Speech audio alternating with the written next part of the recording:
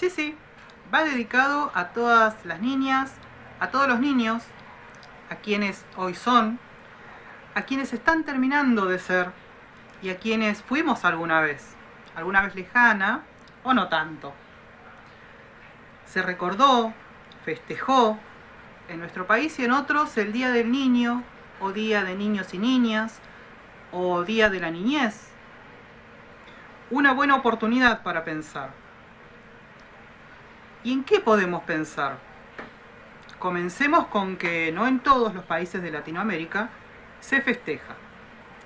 En Paraguay, por ejemplo, se recuerda el asesinato de cientos de niños y sus madres durante la Guerra de la Triple Alianza. Y si seguimos pensando, ¿qué sucede con nuestros niños y niñas y adolescentes hoy? No tienen clases en su gran mayoría. ¿Pero y por qué? Porque hay medidas de fuerza impulsadas por los trabajadores con sus respectivos sindicatos, ATECH o ATE, por ejemplo, o también de manera autoconvocada. ¿Y hay más? Seguro que hay más. Hay, por ejemplo, padres que no pueden proveer el sustento diario, el sustento mínimo en sus hogares, por falta de empleo o porque sus emprendimientos están en bancarrota. Y esto no da para más, decimos. Pensamos y escuchamos cada vez más seguidos de lo que quisiéramos. Pero es así. En una nueva revanchista y aleccionadora devaluación de nuestra moneda nacional, que se lleva puestos todos los precios de productos de consumo cotidiano, o cada vez más casi cotidianos, y los créditos y demás. Y por lo tanto, se termina devaluando nuestro salario, nuestro poder de adquisición. Sentimos una vez más que se nos está sacando y saqueando el fruto del esfuerzo cotidiano. Y entonces, ¿qué le podemos ofrecer a nuestros niños cuando festejamos o cuando recordamos su día? ¿Basta con reflexionar? ¿Basta con acompañar esta lucha para que su educación sea todo lo digna que necesitan? ¿Basta con reclamar, por ejemplo, que no pueden nacer en su pueblo porque el sistema de salud está desfinanciado y lo que determina un derecho es el presupuesto o el gasto y no la importancia de ese derecho? Estamos hablando de la salud, de la educación, de la alimentación, lo más básico, lo más elemental, las primeras categorías de derechos, porque cuando la sociedad la está pasando tan mal, es a lo que nos aferramos. Si hoy pudiera pedir un deseo, sería que pronto se termine esta tortura. Pero como no hay deseos por pedir, concluimos que dependerá de nuestra militancia ser transformadores de realidades adversas e innecesarias. NELP asume el compromiso por quienes confiaron en nosotros con su voto y por nuestra trayectoria de manera grupal e individual. Porque no estamos ligados a saqueadoras nacionales ni a mal administradores provinciales. Ya lo dijimos y lo vamos a sostener. Somos vecinos y vecinas que, como vos, asume el lugar que le toca en este tiempo. Y ese es el motivo de nuestro compromiso. Bienvenidos a Encuentros.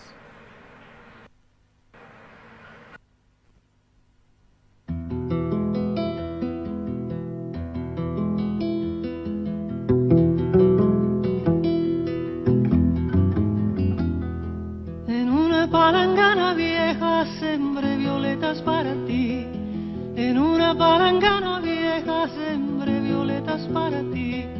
Y estando cerca del río, en un caracol vacío, cogí un lucero para ti. En una botella rota guardé un cocuyo una botella rota guardé un cocuyo para ti. Y en una cerca sin brillo se enredaba el coralillo floreciendo para ti.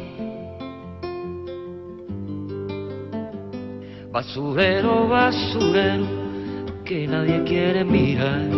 Basurero, basurero, que nadie quiere mirar.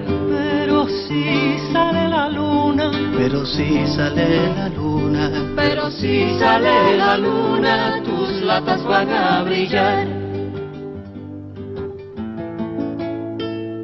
Alita de cucaracha llevada hasta el hormiguero, alita de cucaracha llevada hasta el hormiguero.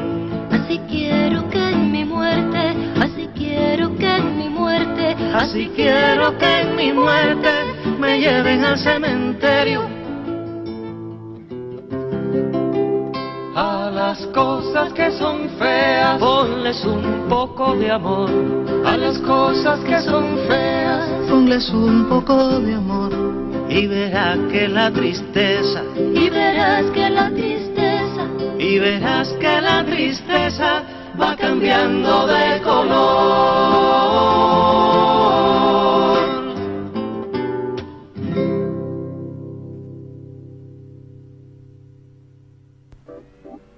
Hoy puede ser un gran día. Escucha la otra. Aprovecharlo o que pase de largo depende de vos. Escucha la otra. Para un poco. ¿Qué? Decirles que escuchen la 107.7. Pará, basta. Déjame a mí.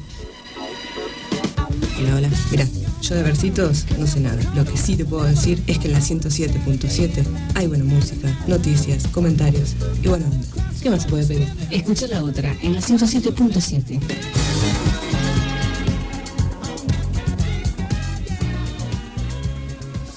Estás escuchando Encuentros, el programa de Nuevo Encuentro Lago Puelo. Por FM La Otra 107.7.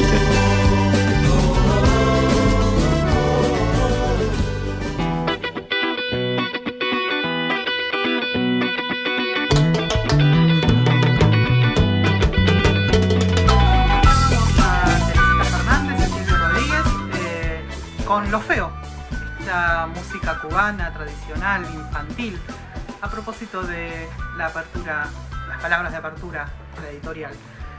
Te damos la bienvenida a Encuentros, el episodio número 32 de Encuentros, el programa del partido Nuevo Encuentro Lago Puelo. Estamos en la 107.7, hoy de manera excepcional un viernes 16:30 horas, un poquito pasada.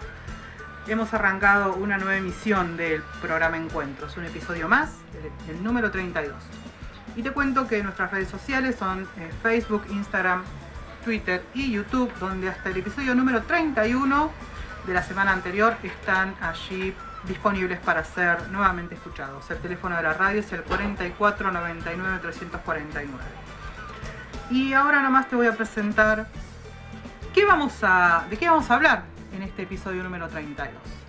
Vamos a contarte, como siempre, algunas novedades y a recordarte las distintas actividades de Nuevo Encuentro Lago Puelo, pero también una muy importante que tenemos el día de mañana, el día sábado, en el local de Nuevo Encuentro Lago Puelo, local 3 de la Galería Los Notros. Vamos a estar hablando allí el día sábado. Y también aquí tenemos la presencia en el estudio del técnico en producción vegetal orgánica, Sergio Torrego, a quien vamos a saludar en un ratito. Pero también vamos a saludar antes al operador, quien está en soledad allí en la cabina. Así que bienvenido y buenas tardes. Muy buenas tardes, Juana. Nada de soledades, solo un vidrio que nos separa. Estamos todos juntos acá, no solo en Encuentro, sino en Nuevo Encuentro Lago Puelo, más juntos que nunca. No hay divisiones, no hay internas, no hay nada de eso que se está hablando en el pueblo de nosotros y de otros partidos. Así que nada, arrancar así con ese mensaje de unidad, si se quiere, que existe y existió siempre en Nuevo Encuentro Lago Puelo. Y estamos acá un viernes de forma excepcional, como vos dijiste, excepcional, pero en realidad no es excepcional. Lo excepcional es que estemos en vivo. En vivo, porque todos los viernes a este horario está nuestro programa, pero la repetición de los martes. Y hoy se acaba de caer un gato del techo. hoy estamos en vivo el viernes porque, bueno, el martes por cuestiones personales de salud no podemos estar al aire. Muy bien. Entonces, como ya lo aclaró el operador acá, también muy bien que realmente, claro, nosotros no estamos de manera presencial, de manera física, los días viernes a las 16:30 horas, pero sí está nuestro programa grabado. De todos modos, como ya te decía antes, están todos los episodios disponibles en YouTube. Entonces vamos a saludar para ya en el próximo bloque arrancar dialogando con el técnico Sergio Torrego. Buenas tardes, Sergio. Hola Juana, ¿cómo estás? Sergio, en la operación también, ¿cómo estás, compañero? Mirá, Juana, cómo serán las vueltas de la vida, que con Sergio ya habíamos estado compartiendo espacios de radio en el hoyo, ¿no? En la lengua en el hoyo, en Radio Fogón, un espacio también político, pero esta vez la vida nos encuentra además partidariamente. En otros espacios políticos, de otro político, y yo no estaba de este lado, yo estaba del lado de Sergio del también, lado de la conducción, hablando como técnico. Sí, así que nada, muy contento de poder estar aquí participando y bueno, en breve les contamos un poco de esto a lo que me dedico yo, que me apasiona, que es la agroecología y el medio ambiente en general. Y nada, hacer una breve descripción para dejarlo más jugoso para mañana en la charla que vamos a dar en el local de Nuevo Encuentro Lago Puelo. Exactamente. Ese es el motivo de la visita, de la primera visita que nos está haciendo, ¿no? ¿No es la... Sí, es la primera. Es la primera acá en esta radio. Sí. ¿Viste? Es la primera en esta radio, en este programa, el programa del partido Nuevo Encuentro Lago Puelo. No se están poniendo de acuerdo, pero sí. No era yo. Claro, no era Sergio. Bien, también te vamos a contar algunas otras cositas que estamos realizando y alguna charla que se viene también en breve, que vamos a estar anunciándola el próximo episodio, el episodio número 33, este es el número 32 de Encuentros. Así que antes de empezar con Sergio Torrego a dialogar sobre la charla de agroecología que vamos a compartir el día de mañana en el local 3 de la Galería Los Notros, vamos a escuchar nuevamente música y en este caso vamos a escuchar a Teresa Parodi, Tarumba.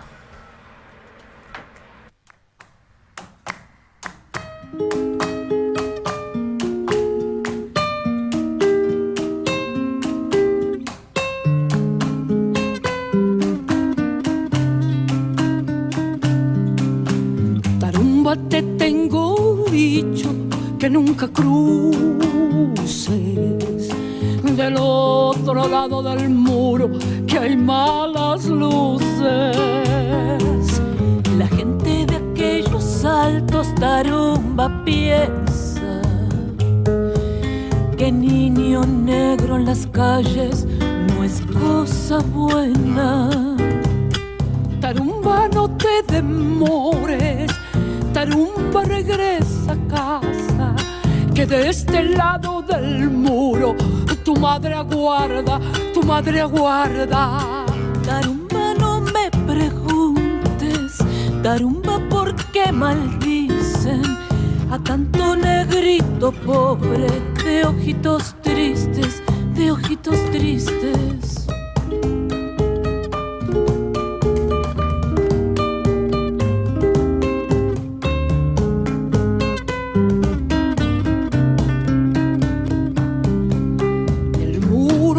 Levantado sobre este mundo no puede impedir que vuelen los niños puros. Tarumba, ya cuando crezcas verás que es cierto, la vida estará esperándote pese al cerco. Será una muchacha hermosa, Tarumba, como una estrella. Los muros jamás detienen la primavera, la primavera.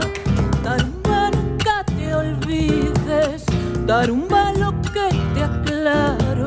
Ningún niño nace feo, ni nace malo, ni nace malo. Tarumba, nunca te olvides, Tarumba, lo que te aclaro. Ningún niño nace feo, ni nace malo, ni nace malo. Tarumba, nunca te olvides, Tarumba, lo que te aclaro. Ningún niño nace feo, ni nace malo, ni nace malo, ni nace malo.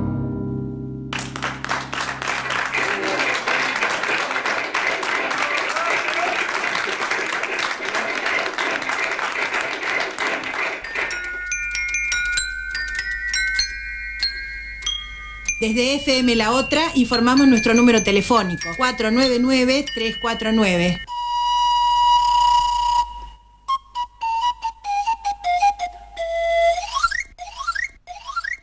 Si vivís en Lago Puelo, tenés un espacio para participar, debatir y discutir. Por FM La Otra, todos los martes a partir de las 12. Nuevo Encuentro Lago Puelo está dispuesto a debatir, a discutir y a escuchar diferentes propuestas. Encuentros.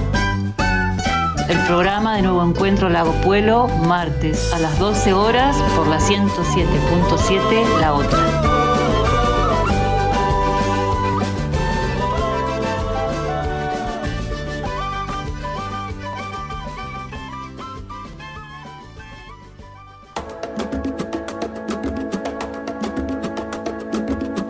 Escuchábamos Tarumba con Teresa Parodi y justo el gato pasa otra vez. Y seguimos acá en Encuentros, el episodio número 32 del programa del Partido Nuevo Encuentro Lago Puelo. Estamos con la presencia acá en el estudio de Sergio Torrego, quien es técnico en producción vegetal orgánica. Ya saludamos a Sergio, ya se reconocieron con el operador, ya charlaron, y entonces ahora vamos a entrar de lleno a hablar sobre la charla que se va a desarrollar el día de mañana en el local 3 de la Galería Los Notros, el local de Nuevo Encuentro Lago Puelo, que tiene que ver con agroecología. El título es Aportes para una alimentación sustentable. Entonces vamos a hablar un poquito de eso, de qué se trata esta charla. Así es, Juana. Bueno, en primer lugar, algo que me pasa muy a menudo es que la gente suele tener, y está bien que así sea, definiciones diversas sobre qué es la agroecología, ¿no? Entonces, y es normal que esas definiciones sean diversas porque es una cuestión que está emergiendo últimamente, entonces no está todavía muy definida. Pero si yo tuviera que hacer una definición amplia que englobe a todas las definiciones que están adentro, podría decir que la agroecología es una transdisciplina. No una disciplina, sino una transdisciplina, porque abarca a muchas disciplinas que engloban ciencias sociales y ciencias naturales bajo un enfoque holístico. Esa sería la característica de la agroecología, ¿no?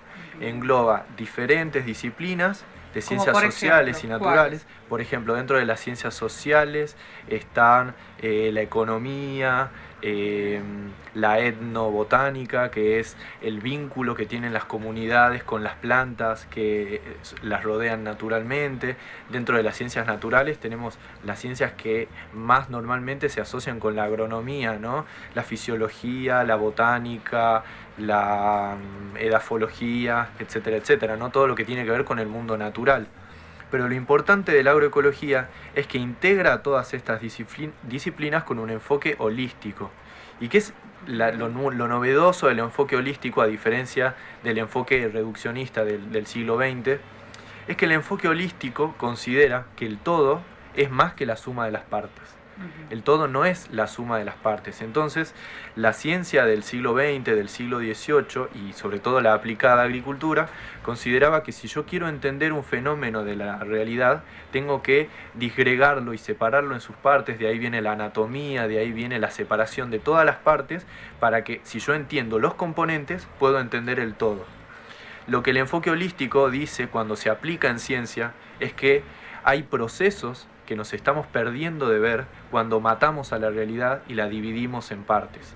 Y que esos procesos o esas propiedades emergentes que tienen los sistemas son las más interesantes y las que más responden para entender la realidad.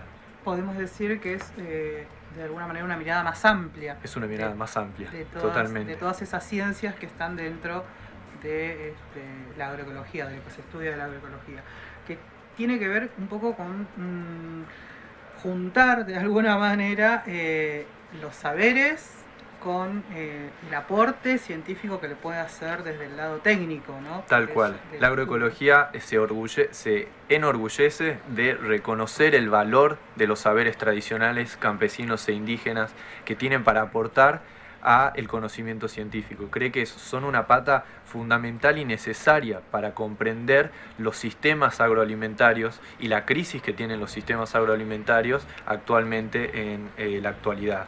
Por haber perdido de alguna manera esa mirada de reconocer a todas las personas como actores importantes dentro de la economía, fundamentalmente, que es la forma en que nosotros la vemos, ¿no? Tal cual.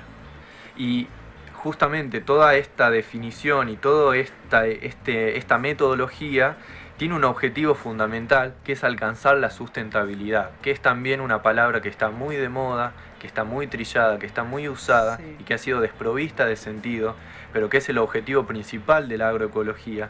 Y la agroecología entiende a la sustentabilidad como la capacidad de sostener procesos en el tiempo. Entonces, a la agroecología le interesa desarrollar técnicas, estrategias de comercialización, estrategias de asociación para que los productores puedan seguir produciendo hoy, mañana y dentro de 100 años. Considera que una agricultura que es muy rentable hoy, pero que dentro de 10 años no existe más, no es agricultura, es un negocio. Claro. ¿Sí? Lo que pretende también es preservar el recurso, no solamente generar ganancias, sino preservar el recurso, preservar el valor cultural que tiene el cultivar, el criar, el producir. Tal cual. No solo como actividad económica, claro, sino también como medio de vida y que le da significación a la existencia de determinadas comunidades que tienen vínculos con la tierra y con los recursos, ¿sí? Claro. Bien. Entonces, en este sentido, también podemos entender a la agroecología como la oposición hacia la agricultura convencional, agricultura industrial, el agronegocio, revolución verde. Son todas terminologías que se utilizan como sinónimos para definir la agricultura que actualmente es la hegemónica, la que controla la mayor parte de la superficie y de los mercados a nivel mundial. A gran escala, ¿te referís? Exactamente. A la que fundamentalmente conocemos en la pampa húmeda, en esos lugares. Exactamente. En Argentina el bastión de este tipo de agricultura es la pampa húmeda. Sin embargo, y como vamos a tratar más en profundidad mañana en la charla, es un modelo de pensamiento que ha trascendido la pampa, claro, y que a través de la extensión y de determinados profesionales que se formaron en la pampa está intentando colonizar todos los ambientes productivos de Argentina, ¿no? Y la comarca andina no es una excepción a ese proceso. Exactamente, sí, sí. Entonces, para contarle un poco a la gente que nos está escuchando, este concepto de la revolución verde o la agricultura industrial tiene su origen, como la conocemos actualmente, en la década de los 70 a través de un científico que fue Burlak, que trabajó, un científico estadounidense que tenía un laboratorio de mejoramiento de variedades de trigo genéticos, claro, en México. Y el primer cultivo con el que trabajaron, que fue a partir del cual comenzó todo este fenómeno de la genética, la biotecnología aplicada, tal cual, ese fue el origen, se trabajó con el trigo. El trigo, como dato anecdótico, hasta esa época había un solo tipo de variedades, que eran las de trigo alto. Claro. El trigo alto, un trigo que puede llegar a 1,50 m a 2 metros de altura. Cuando se lo sobrefertiliza para producir, se vuelve muy larga la caña y se vuelca y se hace incosechable por maquinaria. Entonces este científico lo que inventó fue una variedad por mucha selección, una variedad de trigo enana, que cuando uno la fertilizaba más, en vez de volverse más alta, daba mayor número de espigas. Ese fue el primer avance genético que dio origen a toda la cascada de mejoramientos genéticos que hemos vivido en los años 80, 90 y 2000, sobre todo en América, ¿no? Y que es donde apareció la soja transgénica finalmente. Claro, que es prácticamente todo lo que hoy consumimos, ¿no? Sí, la manipulación genética. En este momento sabemos que el maíz, el trigo, la papa y la soja, 4 cultivos, tienen la mayor parte, entre el 60 y el 70% de la superficie mundial de los campos cultivados en todo el mundo. desplazando a los miles y millones de especies tradicionales que las distintas culturas venían preservando a lo largo de los milenios. Que además tenían un arraigo de acuerdo a la geografía, al clima, al relieve y demás. O sea. Exactamente, estaban adaptadas a las condiciones específicas de cada clima, de cada técnica de producción según las tradiciones tecnológicas que manejaba cada cultura, ¿no? Entonces esta agricultura lo que propone es un modelo hegemónico, estandarizado, que a través de la globalización intenta llevar el mismo tipo de producción, la misma genética y las mismas técnicas a todos los lugares del mundo sin tener en cuenta las condiciones particulares del clima, las condiciones culturales, y si falla la producción pone siempre la culpa en el productor. El productor no entendió cuál era el modelo que había que adoptar. No es el sistema, sino es el que lo ejecuta. Exactamente. Es un modelo que se adapta sí o sí, sin importar las consecuencias. Digamos. Tal cual. Y además, para seguir explicando, digamos, por qué la agroecología se opone a este modelo que ya hemos definido como el industrial, el agronegocio, el modelo hegemónico, considera que hay ciertas características particulares que lo convierten en un modelo nefasto. Y la principal de ellas, o la primera de ellas, es porque este modelo que se publicitó por estas empresas y por las agencias de extensión a nivel mundial, como que iba a solucionar el hambre en el mundo, esa fue la bandera que se enarboló en los 70, es un modelo que ya demostró que falló en asegurar esa producción de alimentos abundante y segura, porque el problema de malnutrición y de hambre que están viviendo los países que se llaman subdesarrollados o del tercer mundo sigue siendo el mismo que en los años 70, aunque se haya incrementado la cantidad de alimento producido. Claro, ¿no? Se aumentaron los volúmenes, se aumentaron la cantidad de dinero que manejan esas grandes empresas, pero no hubo derrame. No hubo derrame. No. Entonces esto es una evidencia de que el problema es político y económico y no es técnico, no es productivo. ¿Sí? Claro. No necesitamos mayor desarrollo técnico, sino una mirada política diferente. De alguna manera. Tal cual. Otra característica en la que falló radicalmente este modelo es que está basado en la suposición de que siempre iba a haber abundante agua, energía barata y que el clima no cambiaría, cuestiones que estaban establecidas de esa manera en los años 70 y en los años 80, pero a partir de los 90, 2000 y las décadas que venimos viviendo últimamente, el problema del agua se está acrecentando en todos los países del mundo, la energía ya no es barata, estamos en una crisis energética a nivel mundial y ni hablar de que el clima no va a cambiar. Entonces, al cambiar todas estas variables, el modelo está en crisis porque depende muy sensiblemente de que estas variables sean estables. Cuando hablamos del cambio climático, hablamos, por ejemplo, de las sequías y las inundaciones como dos disparadores, dos cuestiones que vemos muy seguido y que son muy fáciles de ver. Sí. Y que afectan a las poblaciones cercanas a estos lugares de grandes cultivos, ¿no? Tal cual. Y sin llegar incluso a esos cambios climáticos tan extremos como una sequía, como una inundación, los pequeños cambios que están sucediendo en los regímenes de precipitaciones y de temperaturas de cada lugar, que en la comarca andina también los podemos ver, lo que hacen es modificar los calendarios de siembra de los productores, los calendarios de cosecha, la época en la que un productor esperaba la helada y la helada cae en un momento que no la esperaba. Todas estas modificaciones que quizás exactamente plagas nuevas en la comarca, están apareciendo cada vez más plagas de insectos que no había antes, que se suponía que eran de climas más cálidos y están llegando cada vez más al sur. Entonces todos estos cambios que parecen no ser tan dramáticos como una inundación, una sequía o como el incendio que está sucediendo ahora en el Amazonas, también son muy determinantes económicamente y a nivel productivo, ¿no? Exactamente.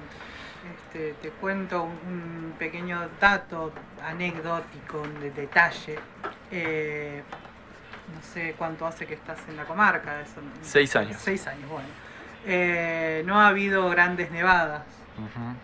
Y bueno, como yo ya tengo 41 años de residencia, 41 años de antigüedad, recuerdo las nevadas en mi infancia que eran grandes y eran seguidas, o sea, todos los inviernos nevados. Y eso lo que hacía era bueno, que eso es una cuestión de cambio climático, obvio, ¿no? No ves la nieve en el invierno, por lo menos abajo, la nieve se ve en altura.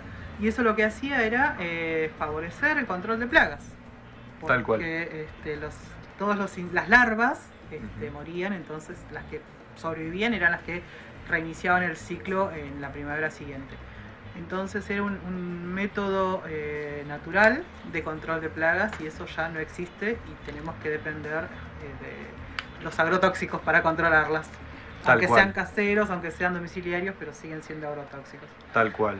Otro ítem de por qué este modelo no estaría cumpliendo los objetivos para los que fue propuesto o con los que se publicitó, es que es un modelo que es adicto a los combustibles fósiles, ¿sí? Los combustibles fósiles que ya sabemos que están en bajada, que ya se están acabando en la mayoría de los pozos petroleros del mundo y que su precio está aumentando continuamente. Entonces es un modelo que consume combustibles fósiles para el combustible de la maquinaria, consume combustibles fósiles para la fabricación de los fertilizantes como la urea o los superfosfatos, que consume combustibles fósiles para todos los insumos plásticos que se necesita para la producción, que consume combustibles fósiles para la cosecha y para el traslado de toda la producción hacia los grandes centros de acopio y de redistribución. Entonces suben los precios de los combustibles fósiles, sube el precio de la comida, aumentan los costos de los consumidores y disminuyen las ganancias de los productores. Bien, yendo a la charla, puntualmente a la charla sobre agroecología, ¿qué disciplinas abarca? O sea, no solamente se refiere a los cultivos, sino que es más abarcativo el concepto, ¿no? Tal cual. Bueno, la agroecología como transdisciplina básicamente se puede entender a través de tres esferas. La esfera económica, la esfera social y la esfera ecológica.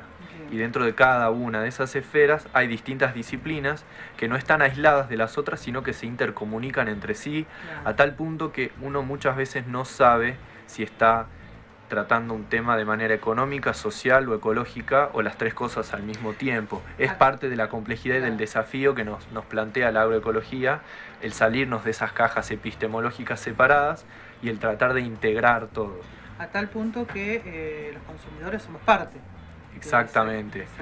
Ese es otro tema muy importante. La agroecología busca romper esta separación entre el productor y el consumidor, porque entiende que el vínculo entre el productor y el consumidor ayuda al productor a mejorar la calidad de sus productos, a entender cuáles son las demandas y necesidades que tiene la sociedad como consumidor, pero además también acerca al consumidor al productor, que muchas veces se siente un sujeto aislado de la sociedad, incomunicado de la sociedad, incomprendido por la sociedad. Entonces, que su actividad es ajena, digamos, o que solamente tiene que ver con yo produzco algo, sí, lo pongo en el mercado y ya mi función se terminó ahí. Tal cual. Muchos productores de hecho no tienen ningún tipo de vínculo social con el mercado o con la sociedad que está próxima a su chacra. Muchos productores entregan a acopiadores el producto en la tranquera, sí, sí, y desde la tranquera hacia afuera no tienen ningún conocimiento de qué es lo que sucede con la producción que salió de su campo. Claro.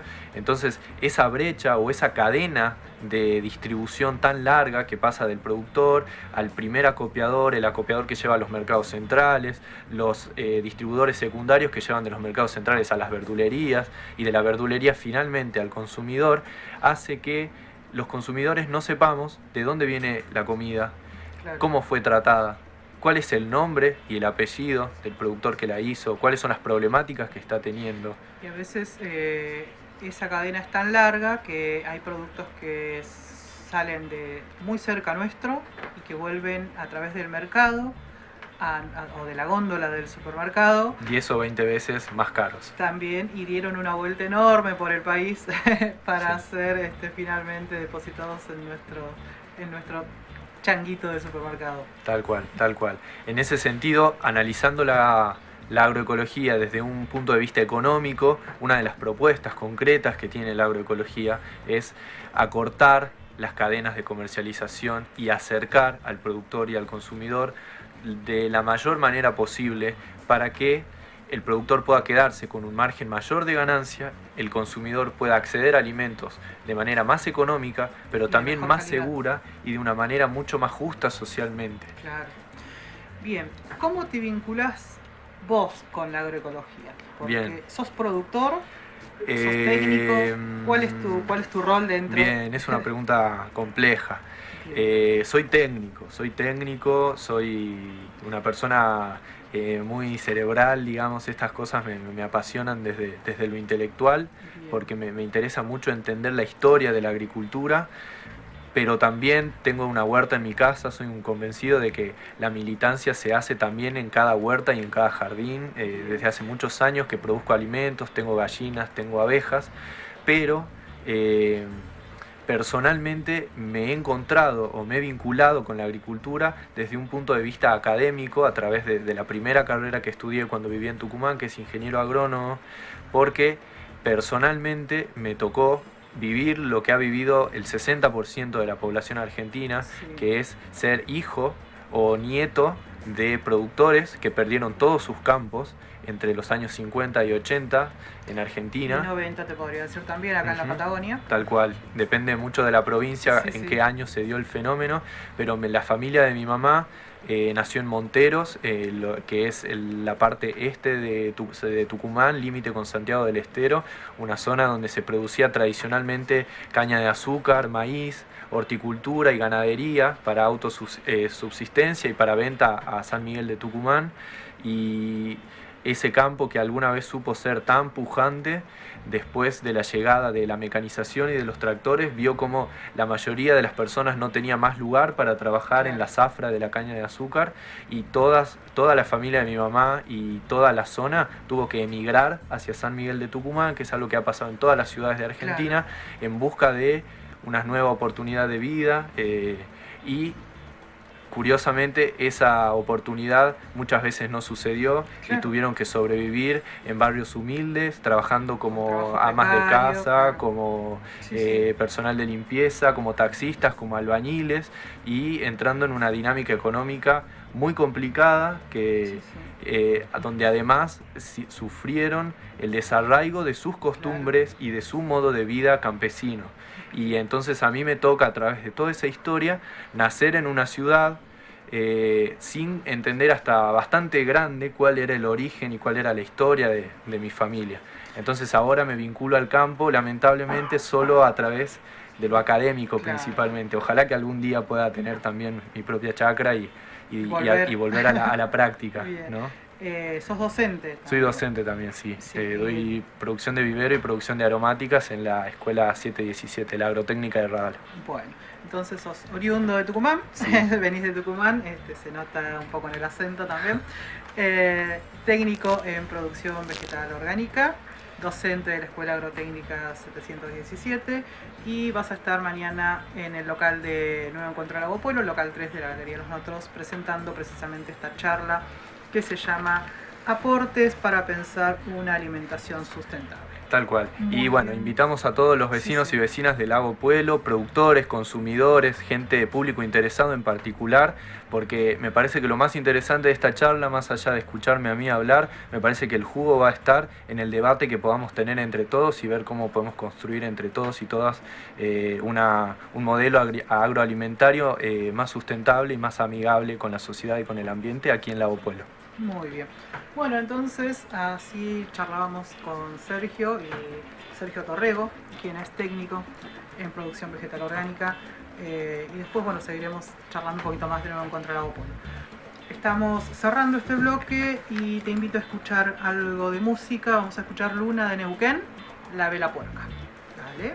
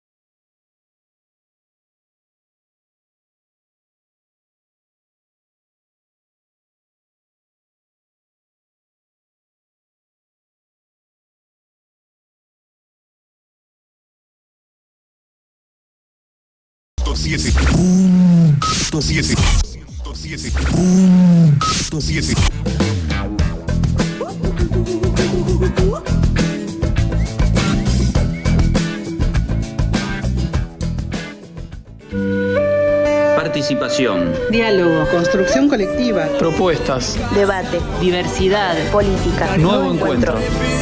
Inclusión. Diversidad. Integración, Inclusión. Perspectiva de género. Nuevo encuentro. Nunca me acostumbraré a ver tu banco vacío en la escuela, te fuiste a trabajar.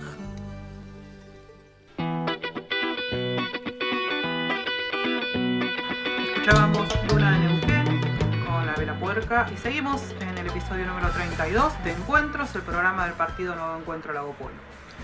Y como ya hemos estado hablando en episodios anteriores, desde el verano, prácticamente desde que iniciamos este ciclo de programa Encuentros, estamos tratando una vez más el conflicto provincial con respecto a los salarios. En este caso tiene que ver con el paro y retención de servicios que están haciendo tanto del sector educación como el sector salud, y hay algunos otros sectores que también están con algunas actividades y algún tipo de medida de fuerza. A propósito de el no pago, el pago escalonado, el pago atrasado, la suspensión de la obra social y varias otras cuestiones que ya nos vamos a enterar porque estamos en diálogo. Acá nos está visitando Leonardo Pi, sí, quien es el secretario general de la Regional Noroeste de ATECH. Buenas tardes, Leo. ¿Qué tal? Buenas tardes, ¿cómo andan? Bien, bien. Acá estamos interesados en saber un poco qué es lo que está pasando.